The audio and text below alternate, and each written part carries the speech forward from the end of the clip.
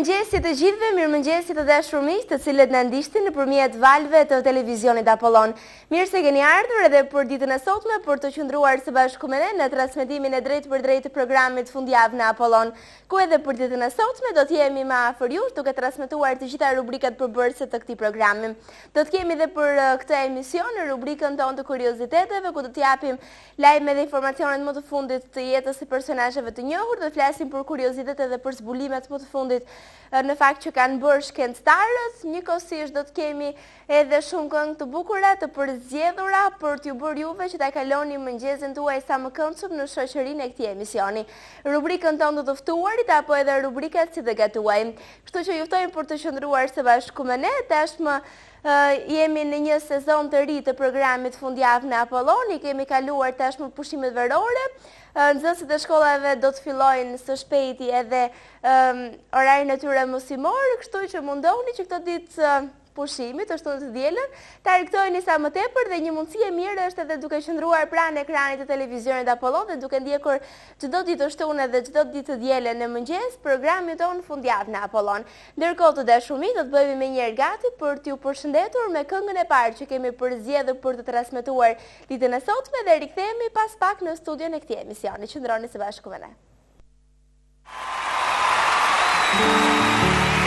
Spend all your time waiting for that second chance, for the break that would make it okay. There's always some reason to feel not good enough, and it's hard at the end of the day. I need some distraction, a beautiful release. Memories seep from my veins. Let me be empty, oh, weightless, or maybe I'll find some peace tonight in the arms of the angel. Fly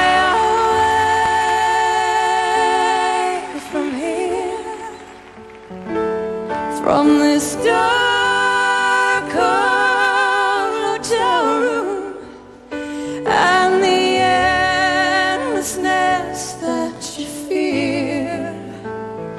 You are pulled from the wreckage of your silent reverie. You're in the arms of the angel. May you find some comfort here.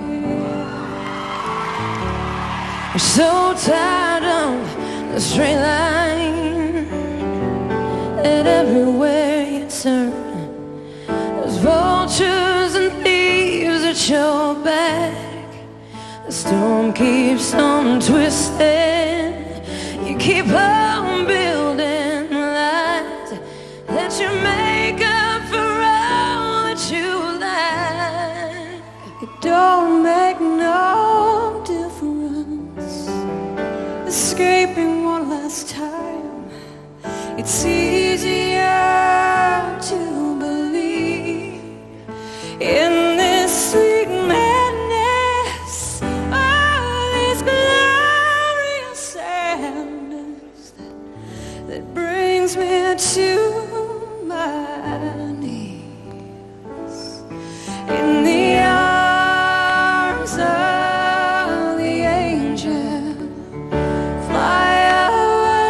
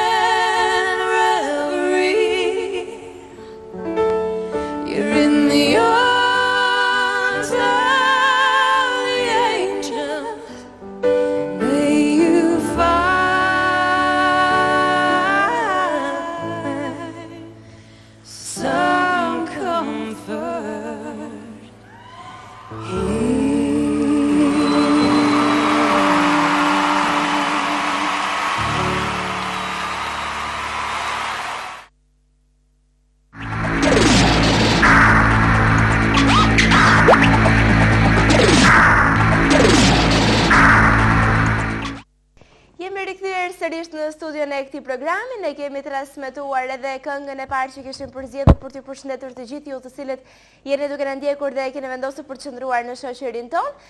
Do të vazhdojmë në këtë moment për të prezantuar edhe rubrikën e kurioziteteve, një rubrikë e cila vjen gjithmonë tek ju për t'ju dhënë lajme, informacione, kuriozitete, për njëkohësisht për t'ju dhënë juve edhe zbulimet më të fundit të shkencëtarëve.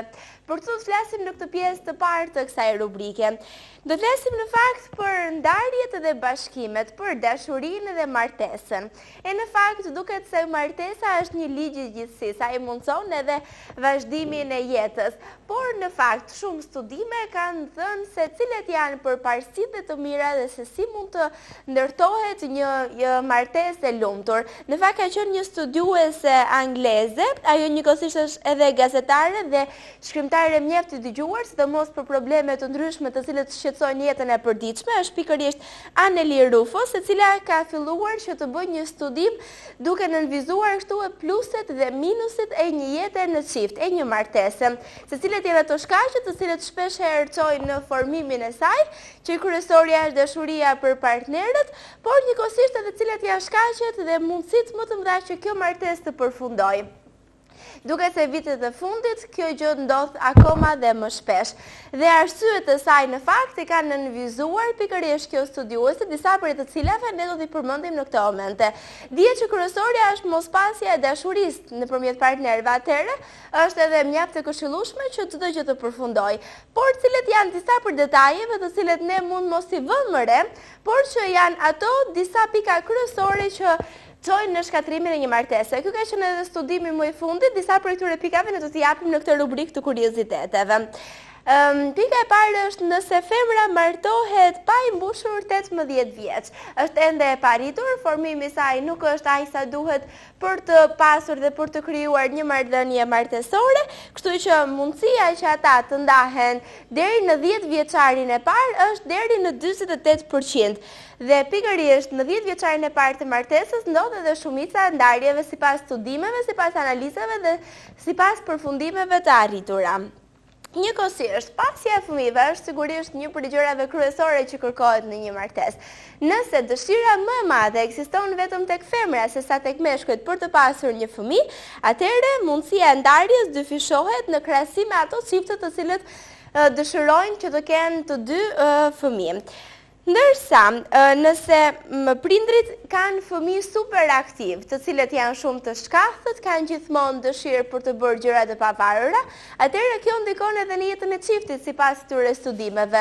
Dhe pikërisht është mundësia që nëse këta fëmijë janë super aktiv, atëherë mundësia e ndarjes është më e shpeshtë se sa e atyre prindërve të cilët kanë fëmijë të qetë, të cilët dëshirojnë që prindërit e tyre të qëndrojnë gjithmonë pranë dhe të kujdesen deri në detaje për jetën e tyre.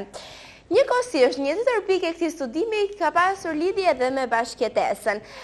Sipas këtij studimi është nëse një nga partnerët ka qenë më përpara në një bashkëtesë dhe tash po ka marrë një tjetër hap me një tjetër partner për të kurorzuar dashurinë e tyre në një martesë, atëherë duket se mundësia për të ndarë në fakt do të ishte rreth 2 herë më e madhe se sa kur partnerët kanë pasur secili prej tyre vetëm thjesht histori dashurie dhe nuk kanë pasur bashkëtesa. Në fakt, një tjetër mënyrë se si duhet që ne të ndërtojmë marrëdhënien tonë është edhe mundësia e dashurisë. Sipas këtij studimi, është thënë se nëse femra ka një sëmundje të pashërueshme, siç është kështu edhe kanceri apo disa sëmundje të tjera, atëherë mundësia për të ndarë është rreth 3 deri në 4 herë më e lartë se sa mundësia që dy partnerët të ndahet nëse mashkulli në fakt do të kishte një prej këtyre sëmundjeve të pashërueshme. Në fakt, të ka qenë disa prej mundësive. Një tjetër prej pikave të këtij studimi është edhe për femra dhe për gratë ushtarake. Nëse gratë kanë punë dhe marrin pjesë në fakt në profesione të cilët deri në një farë mënyrë i kushtohen meshkujt, atëherë mundësia për të ndarë është rreth 25% më e lartë se sa kur femrat marrin një partner ushtarak. Këto kanë qenë disa prej pikave kryesore të këtij studimi, disa elemente që pikërisht kjo studiuese angleze ka dhënë dhe në fakt ka thënë se janë disa detaje të cilët çdo njeri duhet i ketë parasysh që të mundohet për të rregulluar, duke matur kështu edhe mundësinë që një martesë të ketë jetëgjatësinë më të madhe. Kjo ka qenë edhe pjesa jone e parë e rubrikës së kurioziteteve, do të kemi të tjera informacione për të dhënë gjatë vijimit të këtij programi. Do të ndalemi sërish tek muzika për të prezantuar një tjetër këngë përshëndetse dhe rikthehemi pas pak në studion e emisionit Fundjavë në Apollon. My name is Greta. This is my brand new hit. It's difficult to be a superstar, but even more difficult to be yourself. Feel me?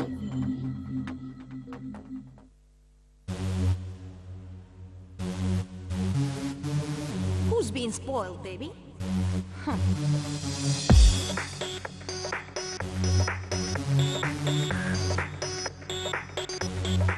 Get this.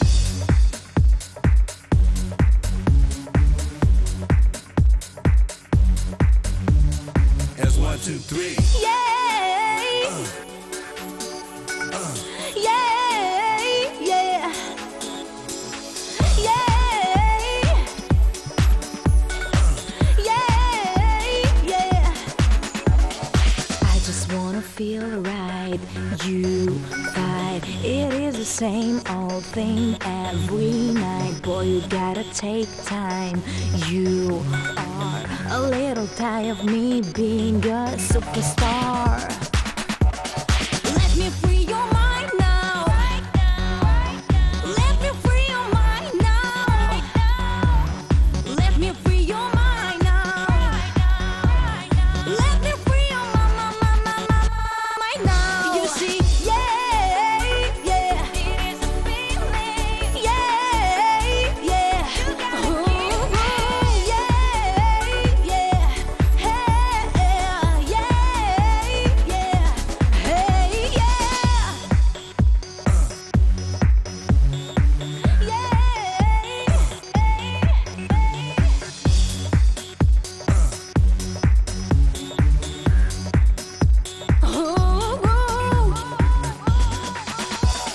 Let me free your mind now. Let me free your mind now. Let me free your mind now. Let me free your mind now. You see, yeah, yeah. It is a feeling. Yeah, yeah. Ooh, yeah, yeah.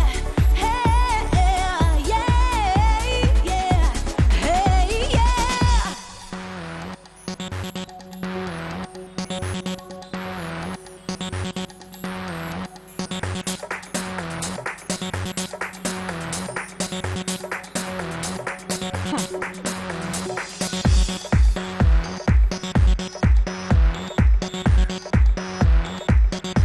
Get this. Honey, it's not funny. I'm not your bunny. You know, honey, it's not funny. I'm not your bunny. Honey, it's not funny. I'm not your bunny. You know, honey, it's not funny. I'm not your bunny. You see, yeah, yeah. It is a feeling. Yeah, yeah. Ooh, yeah, yeah. Hey, yeah, yeah. Hey, you see, yeah, yeah. It is a feeling. Yeah, yeah. Ooh, yeah, yeah. Hey, yeah, Hey, yeah.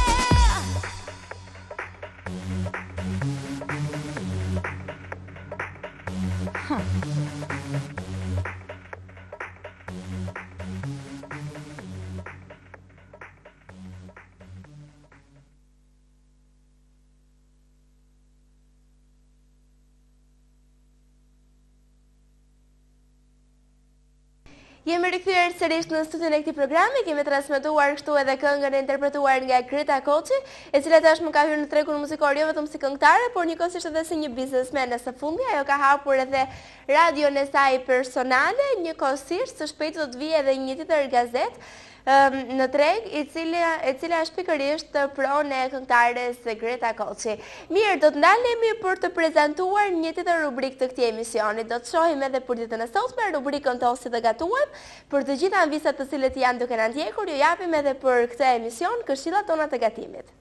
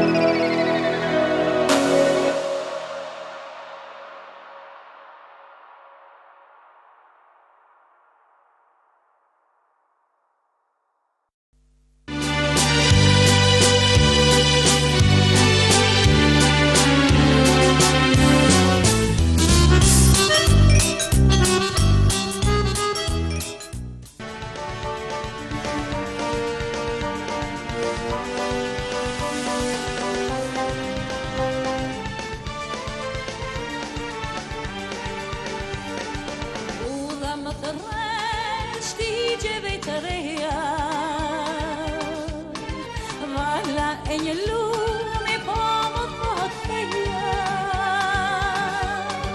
Toka jone bukur hapet valë. Zërat më urojnë në pirar që parë. Qeli është i kthjellët si një sy familje. Toka rrit për ne fjallë dashurie. Si ftari thotë t'i ka ule, pike djesë saraj u balune. Qielli është i kthjellët si një sy fëmije. Toka rrit për ne fjallë dashurie. E ku ka më bukur se kjo tokë e lartë, dielli na përbel më si folere zjartë. Moshën e rinis fije tona dhe, ti e dashuria në zemrë jon ti je. Moshën e rinis fije tona dhe, ti e dashuria në zemrë jon ti je.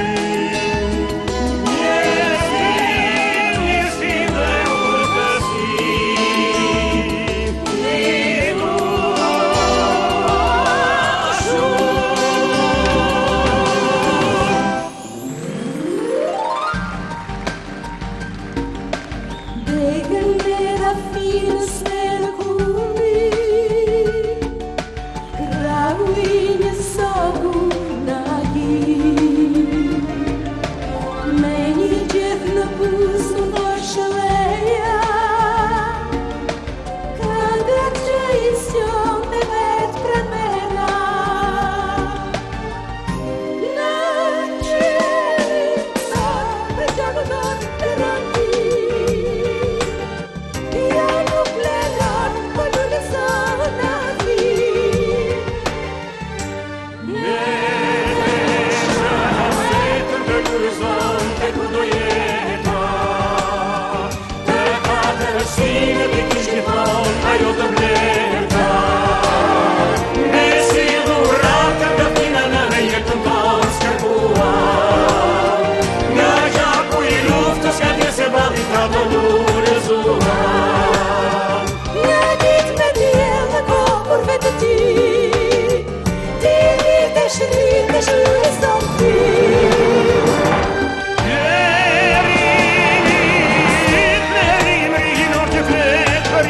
morir. La fine curore pur per digerir. E veshur me venime che ho tu, anime creta, anime fission. E veshur me venime che ho tu,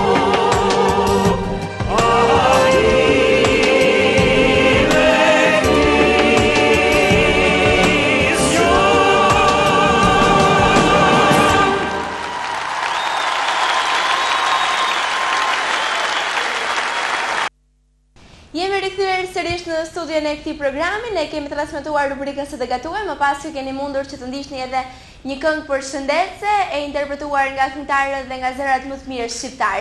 Ka ardhur momenti për të prezantuar edhe të ftuarin e këtij emisioni. Kemi pasur nderin dhe kënaqësinë që të kemi në studion e këtij programi emra dhe personazhe mjaft të njohur, ata të cilët vërtet i kanë shërbyer vendit tonë dhe kanë dhënë kontributin e tyre. Sot kemi një tjetër kënaqësi të veçantë për të patur në studion e këtij programi Hysen Haxhiaj. Mirëmëngjesi, faleminderit që pranuat ftesën për të ardhur në studion e këtij emisioni. Dhe jam krenar që vi ke televizori ju e Apollon, se ka emrin e madh dhe është i trahimës time, është i vendlindjes time. Dhe ky televizion është marrë edhe me misione edhe me figura të tilla, të cilat kanë pasur plus sukseseve edhe vuajtjet e tyre. Është marrë me të përndjekurit politik, edhe më vjen mirë që është i pa-anshëm, edhe është për të gjithë shqiptarët që duan të dalin në këtë ekran për të dhënë eksperiencën e tyre. Faleminderit dhe për t'u prezantuar më mirë të gjithë atyre shikuesve të cilët janë duke na ndjekur në këtë momente. Hysen Haxhiaj ka lindur në vitin 1942 në Çorush të Mallakastrës, apo jo. Ka qenë nga një familje e madhe, e pasur dhe me pikpamje patriotike. Gjyshi juaj apo jo, Bektash Çorushi, ka qenë deputet i qeverisë Zogut 2 herë, 2 mandate. Apo jo. Në fakt, sigurisht një familje e tillë ka kaluar shumë peripeci më pas, me ndryshimin e sistemit, me ardhjen e një tjetër sistemi politik në Shqipëri, sigurisht edhe ju, por edhe si shumë familje të tjera shqiptare ka mundur që të vuaj pasojat e pikpamjeve të tyre politike, duke bërë kështu që shumë familje të kenë një jetë të vuajtur, të kenë një jetë të vështirë dhe të mos kenë të drejtat të barabarta me shumë prej njerëzve të tjerë të cilët kanë jetuar në atë kohë. Një prej tyre keni qenë ju dhe familja juaj. Ne jemi të rinj dhe sigurisht i shohim në fakt se si ka qenë jeta jonë vetëm nëpërmjet deklaratave tuaja për të mësuar se si ka qenë e shkuara jonë. Shpeshherë na duket edhe si të pavërteta, duke pasur parasysh edhe sistemin politik që është tani, por që besoj se do të ishte mirë që të kishe më shumë informacione dhe përjetime të vërteta se si kanë qenë vërtet ato kohë nga ata persona të cilët i kanë përjetuar dhe e kanë vuajtur pikërisht edhe këtë sistem. E në fakt, le të fillojmë të flasim që në këtë pikë të familjes tuaj atëherë kur gjyshi juaj Bektash Çorushi ka qenë edhe deputeti i qeverisë së Zogut, apo jo? Si arriti që të kishte këtë mandat dhe këtë post? Historia e vendit tonë në përgjithësi është e dhimbshme, sepse fuqitë e mëdha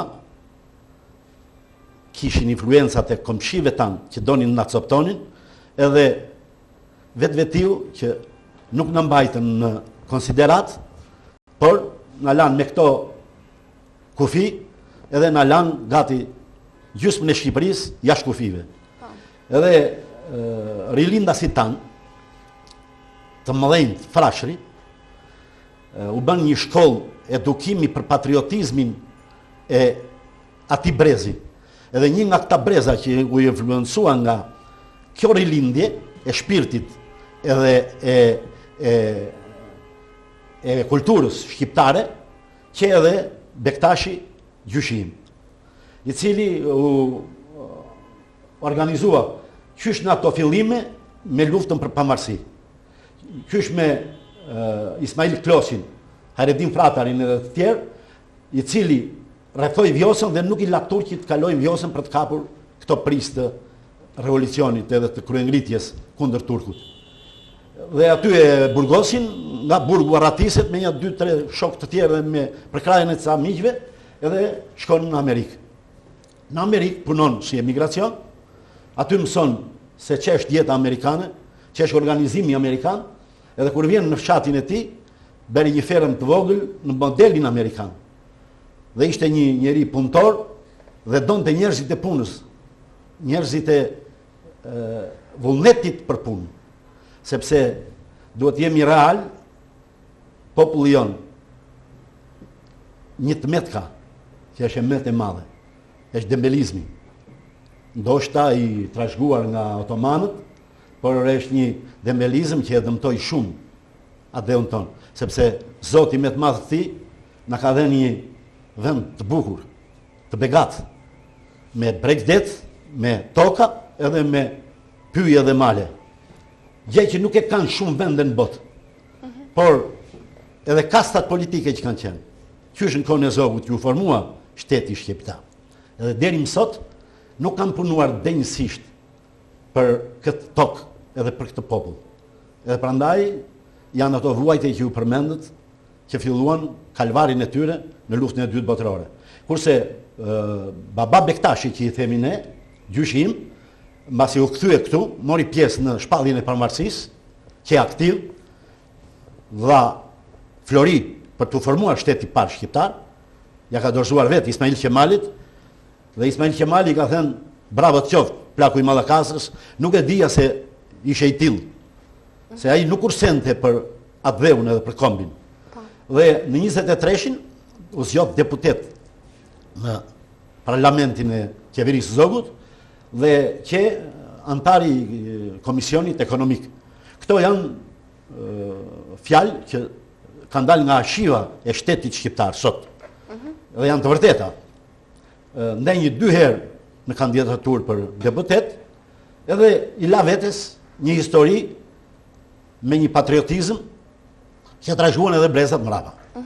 Atëherë, familja juaj, një familje patriotike, një familje ku morët pjesë në Lëvizjen Nacionale Çlirimtare, ku vëllai juaj ishte dëshmor dhe babai juaj ka qenë partizan. Por më pas erdhi persekutimi. Pse? Në fillimet e asaj lufte kundër okupacionit fashist italian, familja ime, që një nga familjet e para në Mallakastër, edhe në Qorrush, pa tjetër, që motrat e mia dhe vajzat e xhaxhait tim kanë punuar me 3 turne në furr për të ushqyer batalionet partizane.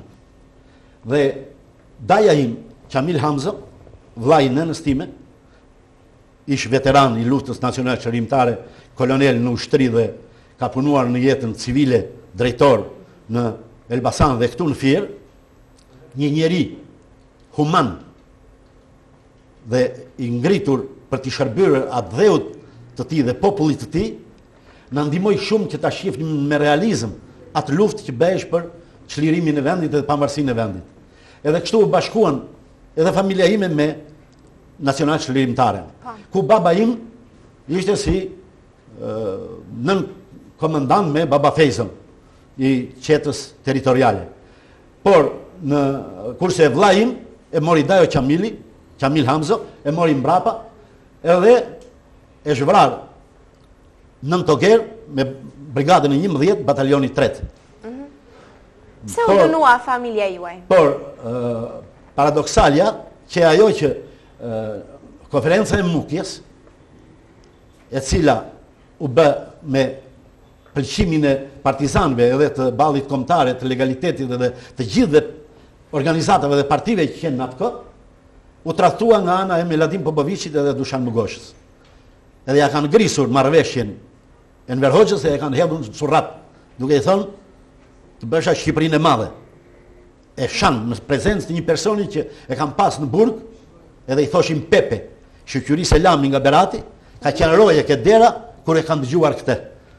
Dhe është burgosur dhe ka vdekur në burg. Një akademik vdiq në mjerim të plot. Por jo vetëm ai, po edhe shumë të tjerë.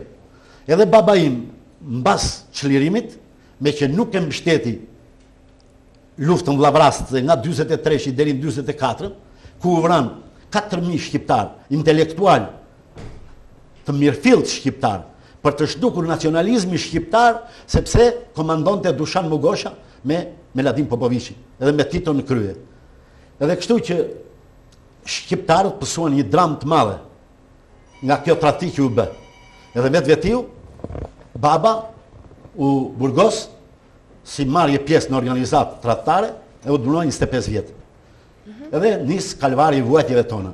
Në 51-shin burgoset vllajim, po për këto arsye edhe në 76-ën arrestohem edhe unë që sa e kisha formuar familjen. Përpara se të kalojmë këtu, ne do të ndalemi dhe të flasim gjatë në fakt edhe për këtë pjesë tjetër të jetës tuaj, për këtë ndryshim të menjëhershëm në një farë mënyrë të rrjedhës së jetës së familjes tuaj, por le të ndjekim një këngë përshëndetse në këtë momente dhe më pas do të vazhdojmë me bisedën tonë për të filluar dhe për të vazhduar me historinë e familjes tuaj.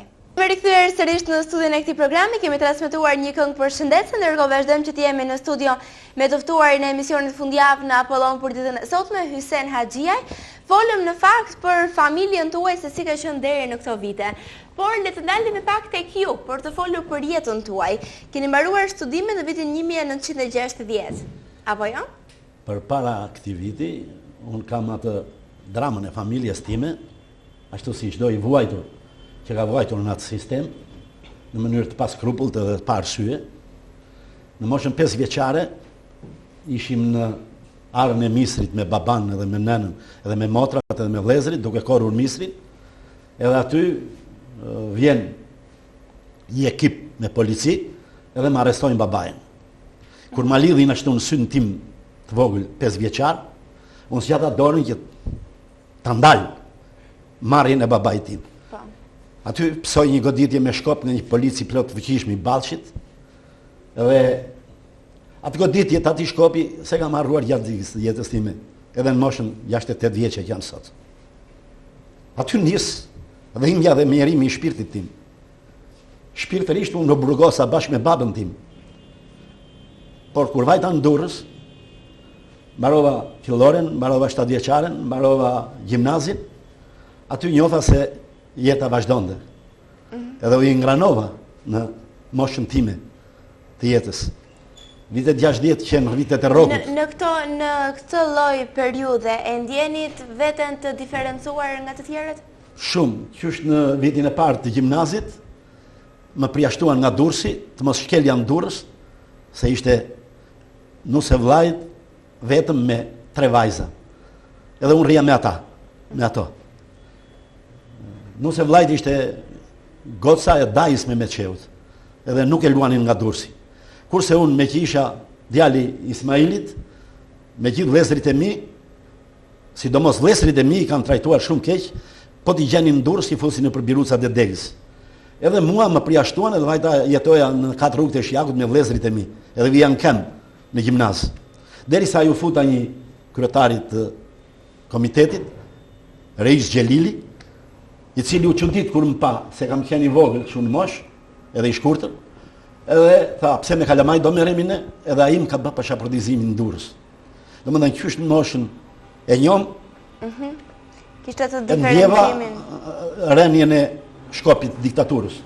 Plus nuk më fusin në rini, sepse isha i persekutuar. Por mbasi mbaroj gjimnazin. Cila ishte dëshira juaj në atë kohë? Dëshira ime në atë kohë isha të bëhesha avokat, sepse doja të mbroja pa drejtësinë me që mu bë qysh fëmijë, që isha 5 vjeç, kjo ishte ëndra ime. Të marroja për drejtësi. Por kur shoh drejtësinë e sotshme, më duket më dinjitoze drejtësia e asaj kohe, se sa kjo është sotshmja që ka hyrë në këtë korrupsion edhe në këtë mos siguri për jetën e njeriut. Megjithatë, kur mbaroj gjimnazin, mua nuk më japin atë deg që desha, por më japin matematik fizik 2 vjeçarin e Shkodrës. Shkoj aty në 66-ën, mbaroj vitin e parë, mbaroj edhe gati vitin e dytë, për provimet e shtetit isha, më përjashtojnë për biografi të keqe politike. Në moshën 26 vjeçe, se kisha bërë dhe ushtrinë në këtë kohë, nuk isha ku të shkoja, u futa në shkollë nate për mekanik. Edhe mbarova mekanike bujqësore, mekanikën shkollë nate. Dola teknik i mesëm. Edhe vazhdova, ajustator, mora kategorinë e 7, me prova edhe me punë. Mbarova edhe elektrikën se erdhi filiali i elektrikës në Durrës. Edhe u futa në filial, masi mbarova teknikën elektrike. Edhe aty më përjashtuan, për biografi të keqe politike, nga inxhinieria. Sigurisht, po. Atëherë vazhdova të punoj mekanik, edhe pash të gjeja fatin e jetës. Gjeta një vajzë e cila nuk ishte me kushtet e mia politike, po pranoj mbasi ndërhyrjen e beri daja im, Kamil Hamzo, i cili edhe më kishte rritur vetë. E në fakt kjo ka qenë paksa edhe e vështirë në këtë periudhë, sepse zakonisht familjet të cilët nuk ishin atë njëllosje politike nuk dëshironin që të kishin të bënin pikërisht me këtë familje. Sa e vështirë ka qenë kjo pjesë për ju, për familjen e vajzës? I jati i saj më tha, në qoftë se do ta vras për ty, tha po e vras, po më le se kam edhe 5 fëmijë të tjerë. Domethënë ishte një dhimbje, një lëndim për mua, se unë isha i vuajtur qysh fëmijë. Megjithatë, ai që i vendosur edhe ma dha. Edhe qesh i lumtur që në atë dasëm mori pjesë edhe daja im. E bëm në Qorrusht Mallakastrës dasëm time. Kisha formuar një familje shëmbullore të kohës, me një vajzë të vogël, 2 vjeç e gjys. Në vitin 76 nuk më lanë ta gëzoj edhe më arrestojnë. Arsyeja e këtij arrestimi të parë? Agitacione propagandë. Për po. përmbysjen, minimin, dobësimin e pushtetit popullor. Që as nuk e dija unë si koncept se ç'a ishte. Se s'kisha punuar për këtë. Kisha pak kënaqësi për sistemin se e shifja çnjerëzor. Po nuk isha i organizuar me një organizat ose me një grup që të kundërshtoja sistemin. Edhe më lën vajzën edhe gruan jashtë, kurse familjen ma internojnë gjithë. Edhe janë 2 vëllezërit e mi, të 3 me gjitha, Hajron, Enveri dhe Haxhiu, që u internuan në Qorrusht Mallakastrës, nga Durrësi, edhe vuajtën internimin atje 20 vjet, vetëm sepse më arrestuan mua.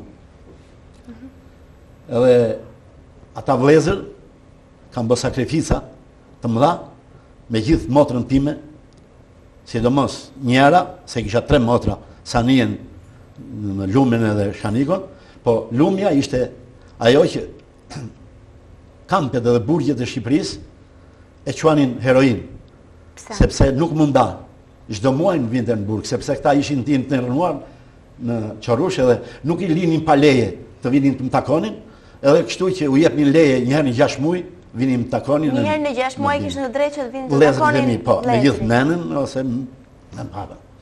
Edhe kështu vazhdova 15 vjet në burg.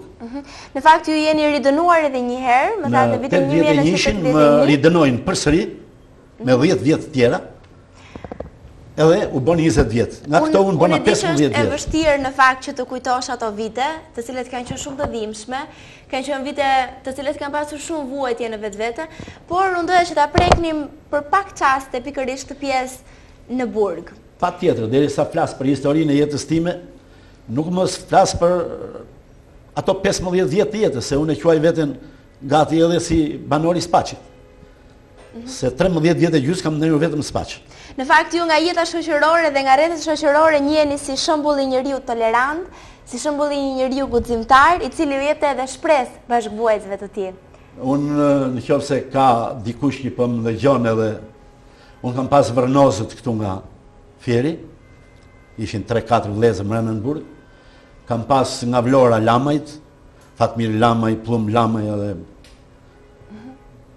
shumë të tjerë. Kam pas Luan Kokën edhe disa shokë tjerë. Kam pas nga Durrësi shumë shok intelektual bashkëvuajtës. Mësë shumë të ishin intelektual ata të cilët... Patjetër, shumica ishin intelektual, nuk diskutohet, por unë jam i asaj rinie të 60-s, të Keqen Gjagje që mori vrull, revolucion, roku. Edhe vetiu, ai rok më bëri që të lulëzoja në jetë edhe të isha i lëvizshëm edhe i papërmbajtshëm. Edhe atje në burg... Si ka qenë jeta juaj atje? Atje ishte si sklevit e Romës. Mos të beje normën, do vije me barel nga galeria në repart. O normën thoshte një komisar. Atje, Cara, e kishte mbi emrin, Pjetër Cara. A i thoshte, o normën, o shpirtin. Kjo ishte parulla e ti. Edhe të merte shpirtin me gjithë mend. Në çdo 2-3 muaj, unë shifja të bashkëpunësit e mi që shkonim në Barel drejt varrit. I varrosin edhe as sot e kësaj dite nuk i kanë gjetë varret ku i kanë. Por ajo që ishte më e bukur, si thosh, në atë ambient të zymt edhe vrasës edhe skëter, sepse kishte edhe që nuk duronin dot. Ka pasur edhe në hetusi që nuk duronin dot. Dikush urzua, dikush u ngrit në gjunjë, dikush qëndroi në këmbë, se torturat ishin të një përbindshi, nuk ishin të një njeriu që kishte mëshirë ose zbatonte ligjin, po të një njeriu që donte ta kapërcente ligjin edhe donte vetëm gjak shqiptari. Interesant. Ka pas sa bisha që unë më vjen dot t'i kujtoj. Edhe nuk i ve faj as disave që shfrytëzojnë dobësinë e disa zotërinjve edhe i përgojojnë me njëri tjetrin ose me të tjerë, ose komunizmi na akuzon se u njollosëm në asnjë mënyrë. Unë një që e quaj spion në burg, e quaj shumë të ndershëm se sa një intrigant të asaj partie që ishte në fuqi. Pavarësisht se ju kaluat 15 vite të jetës tuaj në burg, a kishit shpresë se një ditë e gjithë kjo torturë do të mbaronte? Çfarë mendonit për të ardhmen e vendit dhe të ardhmen tuaj njëkohësisht që ishte lidhur me jetën e këtij vendi? Unë mendoja t'jeljen gjagje se do bëja 14 vjet burg, do kisha dhënë jetës fund me kohë. Ajo shpresë në mante. Pastaj tipi im ishte i tillë që i bëja edhe të tjerët të kishin alegri edhe të qeshnin me veprimet e mia. Unë kërceja rok në pjatinën e galerisë, vetëm të bëja me humor shokët, edhe t'i kisha që të besonin, të kishin shpresë se një ditë do vi, dita e lirisë. Pra ju kishit një shpresë shumë të madhe për të ardhmen që mundoheshit tua përcillit edhe bashkëpunësit tuaj, pavarësisht se vuajtjet ishin të tmerrshme. Unë e shoh edhe në këto momente se do tu po lotojnë duke kujtuar atë periudhë të vështirë të jetës tuaj. Lotoj për ata bashkëvujtës që nuk e pan ditën e demokracisë e të lirisë. Të paktën të flisnin lirshëm. Megjithatë, thillemi ke postkomunizmi. Ne në përgjithësi, unë kam qenë kryetari i shoqatës Durrësit, 10 vjet, edhe sot jam nën kryetari i shoqatës kombëtare të Shqipërisë. Së ishte për ndjekurve politik të Shqipërisë. Le të flasim pak më tepër për rolin e këtyre shoqatave. Këto shoqata e nisën rolin, e nisi një shoqatë e 91-shit, e cila kishte për rol që të diskreditonte komunizmin dhe t'i thoshte të vërtetën në fytyrë, jo të gënjente, të mashtronte, ose të krijonte intriga për atë sistem, po të thoshte të vërtetën. Ta di populli se si ka vuajtur ai popull, se si ka vuajtur ajo shtres që u persekutua për të qenë terror edhe shembull për ata që jetonin jashtë. Kjo ishte, se s'kishte në një faj, ishin një improvizime edhe farsa gjyqësore. Si ka mundësi një çoban të fusi 68 çoban mrena? Se kemi bizeduar në pyll, filan pyll ku losim deljet, me një agent greku, që ishte vllai njerit nga këta. Dhe kur erdhi fundi 90-s, 91-shit që po ballafaqoheshin disa çështje, doli që ai çobani ishte ardhur fare në Shqipëri. Ishte vetëm një krijim edhe një sajim, improvizim i hetimeve. Edhe i farsës gjyqësore. Morim në qafë gjithë ato familje. Plus intelektualët që u futën vetëm pse kishin mbaruar shkollën në Francë, në Angli, në Gjermani, në Austri, në Amerikë, e kudo. Mund ta futësh tjetrin pse mbaroi jashtë, ta futësh mbrenda, pse mbaroi në Rusi. Kanë marrë, i kanë futur mbrenda. Profesori im jep te marksizëm në Shkodër, në institut, e gjejnë ballësh të operuar nga vetja, i kishin dëmtuar trupin e tij. Duke thënë se je spion rus. Se mbaroi shkollën atje. Ishte i përkushtuar edhe ishte nga Tropoja, patriot edhe i ndershëm, Arif Gashi. Ka shembull në Pati këtyre familjeve. Ose të naftës. Çfarë zapotimi bën naftës, inxhinierët e naftës? Beqir Alia me shok, Alamet Burrash, zotrin. Vetëm bëheshin shembull që të terrorizonin punonjësit e naftës edhe ata që ishin në këtë sektor, që të nxirrnin sa më shumë naftë. Edhe terrorizoheshin të tjerët dhe fuqin në përburgje që të prishte familjet. Domethënë ishte një sistem i tillë që nuk mund të mbijetonte pa ngren edhe pjellën e vetë. Dhe shembulli të Keqen Xhaxhi i asaj partie është se ka ngren 47 antar byroje, edhe gati 300 antar të Komitetit Qendror. I ka zhdukur nga skena politike, i ka futur në përbulje, i ka vrar, i ka prer, edhe sot janë në një nivel me vujtje tonë. I kam persekutu familjet në për internime dhe në për... Domethënë, ishte një sistem i tillë që donte të hante pjellën e vetë, popullin e vetë. Kurse sot, doni të thoni se si jemi sot. Sot, fatkeqësisht, klasa jonë politike nuk po e mbledh mendjen e kokës të i shërbej këtij populli. Institucionet duan t'i kenë gjithmonë në frymën e direktivës. Këtu akoma nuk është vendosur ligji. Unë do isha i dëshirueshëm, e do isha i lumtur, sikur të shifja të zbatohesh një ligj, qoftë edhe i keq.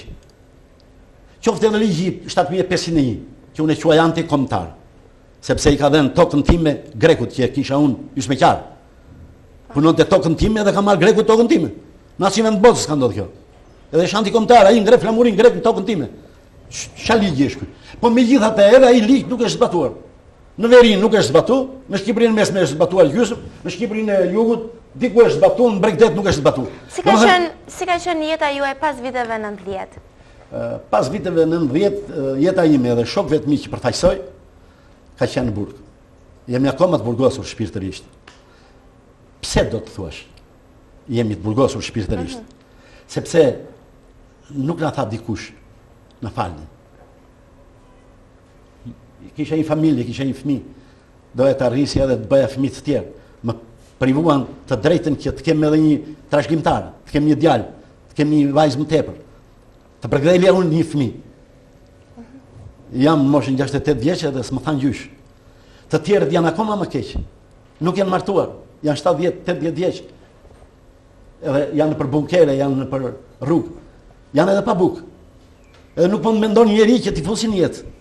Prandaj jemi të burgosur shpirtërisht. Unë nuk vuaj për bukë.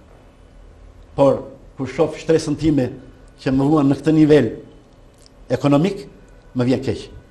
Të paktën të na kishim bë pensionin baraz me veteranët që luftuan 6 muaj në luftën e dytë botërore. Të paktën aq sa ata, se neve vuajtëm 50 vjet të diktaturës komuniste. Nuk pas kemi një merit që të më priqet familja, të më internohet familja, vëllezërit e mi të dy, Haxhiu dhe Enveri, të vujnë gjithë jetën në kazëm duke bë kanale, duke qenë profesionist, vetëm se ishin persekutuar, bënin kanalet e Shqipërisë. Edhe më binin edhe mujgjakun e fëmijëve të tyre në burg. Nuk është e drejtë të na thush, na falni, sepse ne nuk dim të kërkojmë falje. Kjo është fatkeqësia. Ndoshta është edhe si kom. Më e pakta mbase që mund të kërkonit. Më e pakta. Disa nga kriminalët tanë që njihen të kërkojnë një falje. Disa, jo të gjithë. Nuk po themi të prishim familjen, nuk po themi të dënojmë, po mos më dhe hetusin tim që më ka thyer brinjët, që më ka thyer këmbët, që ka thyer shokët mi dhëmbët edhe i ka qoruar nga syt, të jetë në këshillin e lartë të drejtësisë. Gjykatën e lartë. Spiro. Si më dhe Spiro në atje? Kur Spiro unë e kam qujtë në hetusi grek, e kam thënë je prift grek, edhe je kriminal, nuk je ti shqiptar. Pse se më ka thyer brinjët. Mund t'i thush atij njeri ligji nuk lejonte të preke me dorë. Ai ka vënë dorë mbi të burgosur politik. Prandaj këto anomali donim të rregulloheshin pa dëmtu njeri, pa bë hakmarrje, sepse po që për fytyrën e krimit më të bukur se Enver Hoxha nuk ishte. T'ja lëm atij krimin që e mori me vete. Ne nuk duam atë. Ne duam paqe. Unë sot këtu kam ardhur për të dhënë një mesazh të Keqen Xhaxhi. Me që më theqë rinia edhe mosha ime nuk e di se ç'kini hequr ju. Këto janë peripecitë dhe vojtjat tona në përgjithësi edhe të gjithë shokëve bashkëvujtës të mi. Por unë do i ruaj këtij kombi, do i uroj paqe, do i uroj dashuri. Për dashurin unë s'kisha lexu, i vajta një librarie aty edhe i thash asaj zonjës që shiste. Isha shumë i mërzitur, isha i zhgënjur, edhe s'kisha si të shplodhsha, e thash të lutem zonjë. Me që edhe bukur i thash, më lejot ta shijoj edhe unë 1 minutë jetën, të më japsh një libër që të më çlodhi. Në qoftë se mund të më djesh. Edhe ajo zgjodhi 3 volumet e Buskalës, me origjinë italiane dhe shkrimtar amerikan, filozof, jepte filozofi, jepte leksione për në universitete. Aty mësova se që është dashuria njerëzore. Nuk është dashuria bashkërtore, dashuria ajo që na dhuron Kurani, Bibla edhe Zoti. Është një dashuri tjetër, është ajo njerëzorja më e madhe. Edhe i thosh, e dua kontaktin njerëzor. Se ata amerikanë nuk përqafohen, ata thonë baj, edhe kurse ai e donte të përqafohen, ashtu si e kemi ne përqafimin. Dhe këtë gjë ju e keni shprehur edhe nëpërmjet 2 botimeve tuaja? Edhe unë kam shkruajtur këtu poezitë e shpirtit tim, ku i them rilindja e shpirtit, sepse rilinda që të flas, edhe një dialog për paqen e pamundur me politikanët e kohës. Pra janë hedhja e ndjenjave tuaja në këto? Hedhja e ndjenjave të mia në këto libra, edhe dhimbjes edhe shpirtit tim, edhe hedhja e publicistikës time që kam botuar në për gazeta në një libër. Por unë do ju uroja edhe mallakastrës time, e cila është me persekutumja në gjithë Shqipërinë. Jam vrarë dhe jam burgos më shumë në Mallakastër se në gjithë Shqipërinë. E do uroja vëllezërve të mi, motrave të mia, dashuroni njëri tjetrin. Të doni njëri tjetrin se nuk ka kohë. Jeta është e shkurtër. Jeta është e shkurtër. Është shumë e shkurtër. Nuk ka kohë. Hajde dashurojmë njëri tjetrin. Të duam njëri tjetrin. Të mos luftojmë njëri tjetrin, të lëm ambicjet. Të lëm egot, të lëm babzit. Hajde të punojmë për këtë vend, të punojmë për këtë popull. Edhe këto 2-3 vjet që më kanë mbetur jetë, jam dakord, vetë të punoj, ku të më thonë. Të bëj edhe punë të vështirë, vetëm të jetë për lumturinë e popullit tim. Mos të shkoj me atë. Kush është ky, kush ka qenë ky? Kush është? Hajde të japim meritat atij që ka merit. Të japim krahinës vlerat e veta. Duke dalë gjyshim që e dekoroi presidenti i Republikës edhe i faleminderit, është merita e krahinës time. Ka Bektash Sakrën, ka Bektash Qorushin, ka Ismail Klosin, ka Hajredin Fratarin, ka të tjerë. Hajde t'i vëmë në pa edhe t'i nxjerrim në pa historinë tonë. Ne jemi pa histori akoma. Ne po gënjejmë vetën tonë, po gënjejmë fëmijët tanë akoma. Po bëjmë histori të gënjeshtërt, po bëjmë histori si e bëjnë postkomunistët. Hajde të themi të vërtetën, pse mos themi të vërtetën? Ç'të na pengon tash që jemi të lirë? Të mësoj të vërtetën Shqipëria. Të mësojmë të vërtetën kush janë njerëzit tanë që luftuan për këtë kom, për këtë popull. Veteranët, kush janë? Jepe, unë po them, daja im. Si mund të them unë për dajin, fjalë të keqe, kur që veteran luftoj edhe jetoj human për të gjitha shtresat e shoqërisë njerëzore. Mund të flasun për Qamil Hamzën keq, mund të flasun për Hagi Kokën. Edhe për shumë emra të tjerë të cilët mund të jenë të cilët i kanë shërbyer shumë këtij vendi. E ku ka mesazh më të bukur se sa ky mesazh që ju përcjellës? Burri motrës time Hagi Koka, komunist. E linte gruan e vet, motrën time të vinte çdo muaj në përkampet e burgjet e Shqipërisë. Sa i thanë të burgosurit, heroin. Si mund të flasësh për këtë komunist keq? Po ka pasur me mira të tillë komunist të mrekullueshëm. Atëherë, ku janë? Hajde ta ndërtojmë Shqipërinë. Ka intelektual, ku është shtresa intelektuale? Qa bën kjo media? Nuk kupton? Me që kupton? Për një copë buk, shet moralin e vet edhe dignitetin e vet, më vjen për të qartë. Të mësi që ishë zemra. Si ka mundësi? Thoja të vërtetën në Shqipërisë. Thoj të vërtetën a dhe o tatë. Kush janë të mirët, kush janë të këqijtë. Mos vazhdojmë me të keqen. Ti hekim shembullet e keq. Ti hekim atë smirën që kemi në shpirtin ton si njerëz. Edhe të punojmë për të mirën e këtij kombi, se jemi pak. Jemi pak edhe duhet ta ndërtojmë. Edhe jeta është e shkurtër njëkohësisht. Unë uroj lumturi, uroj si brez, edhe brezat që vinë të jenë të lumtur, po fatkeqësisht me këta breza s'po punon askush. As partit, as shoqatat. Është fatkeqësi e madhe. Nuk e di, po marrojnë gjimnazin, po marrojnë shkolla të lartë, vinë këtu sollate në për privatët, edhe shesin ndoshta edhe cilësitë e veta të moralit edhe të karakterit për të ngrënë sobuk. Pse se politika nuk i le të futen e të japin ndihmën këtij atdheu. Uroj o Zot mos jetë kështu. Që gjërat të ndryshojnë dhe më e mira të lulëzoj për të gjithë shqiptarët. Keni dhënë një mesazh shumë të vyer për të gjithë ata të cilët na kanë ndjekur në këto momente. Na keni treguar një jetë plot dhimbje, plot vuajtje. E në fakt na keni treguar atë çfarë juve vetë keni përjetuar, si ju ashtu edhe shumë të tjerë të cilët e kanë pasur këtë fat. Unë në radhë të parë duhet t'i falenderoj shumë për të gjithë të histori që ju na treguat në studio, këtë histori e cila vërtet mund t'ju ketë kujtuar momente jo shumë të këndshme të jetës tuaj, por që gjithsesi mesazhi që ju përcjellni për të gjithë, sidomos edhe për brezin e ri, është shumë i vlefshëm për të gjithë. Unë dua t'ju uroj jetë lumtur, jetë gjatë, me shëndet njëkohësisht, sepse kjo është gjëja kryesore dhe paçi sa më shumë lumturi në familjen tuaj. Faleminderit shpirt, qofshe lumtur, edhe unë flas këtu si përfundim në emër të shtresës time, të shokëve të mi, bashkëpunëtorëve të mi. E duam Shqipërinë të lumtur. Shqipërinë e duam shumë. Duam Shqipërinë etnike, Shqipërinë e madhe, Kosovë, Çamëri, Shqipëri, të jetojmë së bashku si vëllezër, se jemi të një gjaku, të një tradite, të një zakoni, të një gjuhë, të një qumshi që na ka dhënë nëna shqiptare. Uroj lumturi, zemra, brezitat edhe ty në veçanti. Edhe Apollonit si Apollon i uroj suksese edhe gjithë mirat. Faleminderit edhe ju për të gjitha këto mesazhe të bukura që na përcollët në studion e këtij emisioni. E në fakt kështu do mbyllim edhe programin për ditën e sotme, duke i falenderuar edhe ju të dashur të cilët keni qëndruar në shoqërinë e valëve të televizionit Apollon edhe për ditën e sotme. Sigurisht dua t'ju rikujtoj takimin tonë të ardhshëm sërish të javës tjetër. Mirupafshim të gjithëve.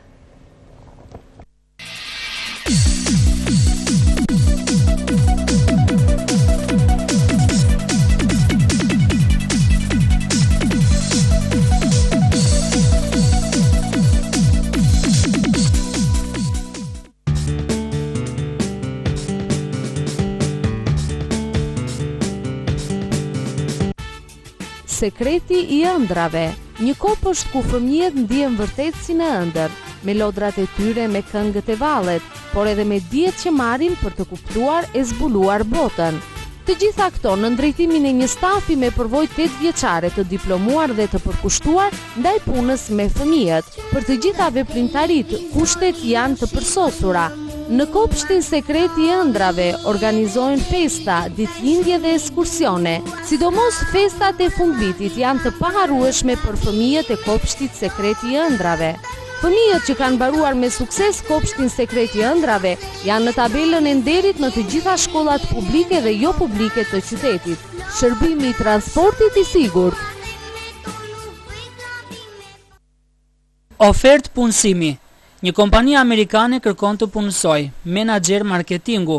Kushtet e punës janë: të ketë mbaruar shkollën e mesme, mosha 20 deri në 45 vjeç, të jetë i shkathët, paga është e kënaqshme dhe mundësi karriere.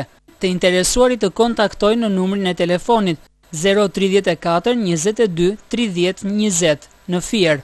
Orari i telefonatave është nga ora 9 deri në orën 16. Adresa: Zogu i Zi sipër Lavolja, Pallati Kati i 6. Ju mirëpresim. Pro Credit Bank Shqipëri kërkon të rekrutoj për sektorin e riskut të kredis në divizionin e riskut në zyrat qendrore, një analist kredie për zonën e Fierit dhe të Vlorës. Detyrat dhe përgjegjësitë kryesore: mbledh, përpunon dhe vlerëson të dhënat në lidhje me besueshmërinë e klientëve dhe garanton vlefshmërinë e të dhënave të grumbulluara.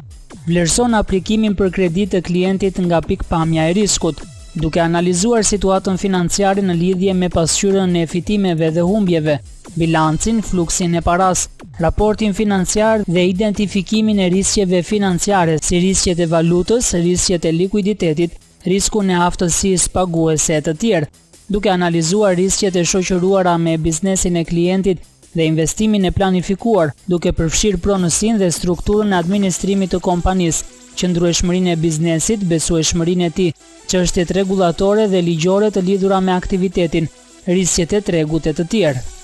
Bashkëpunon me drejtorinë e marrëdhënieve me klientin në departamentin ligjor.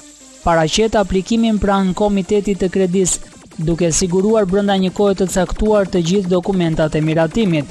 Merr pjesë në procesin e vendimarrjes dhe siguron komente të detajuara mbi votën e dhënë për çdo rast. Zhvillon, mirëmban dhe zgjeron më tej një portofol kredie të një cilësie të lartë, nëpërmjet paraqitjes së projekteve të mirë analizuara dhe të pranueshme pranë komiteteve të kredis. Monitoron biznesin e klientëve dhe rikuperimin e plotë të kredive të disbursuara. Propozon përmirësimin dhe implementimin e ndryshimeve në politikën, procedurat apo produktet ekzistuese të kredisë në përputhje